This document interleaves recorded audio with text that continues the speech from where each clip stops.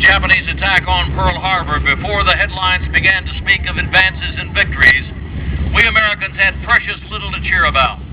Our casualty list represented the price we paid for failure to provide an adequate defense, for our unbelievable failure to heed the death and destruction involving half of the world.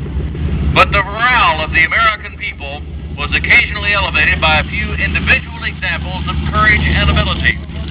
One of these happened on April 18, 1942, when a middle-aged lieutenant colonel named Jimmy Doolittle led 16 B-25s on the impossible mission, a raid on the Japanese homeland itself. The raid was conceived immediately after the attack on Pearl Harbor, but it took several months to modify the aircraft and to train the crews. The aircraft modifications were necessary because for the first time, twin-engine B-25s were to be flown off the deck of an aircraft carrier.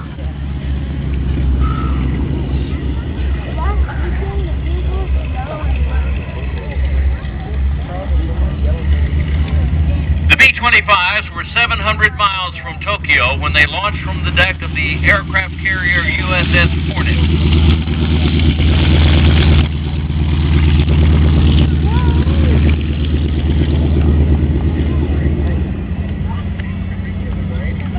Although their light bomb load did not permit them to do much damage, the Japanese homeland had been bombed by American bombers.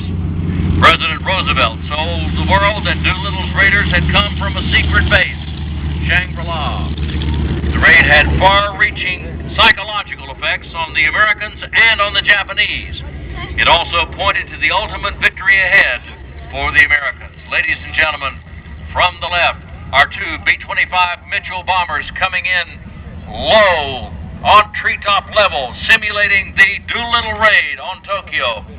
16 B-25s off the deck of the USS Hornet bombed the Japanese homeland. They came in at wave top level, popped up at the last moment like you see our planes doing, and bombed the Japanese homeland. President Roosevelt said that Doolittle's raiders had come from a secret base, Shangri-La.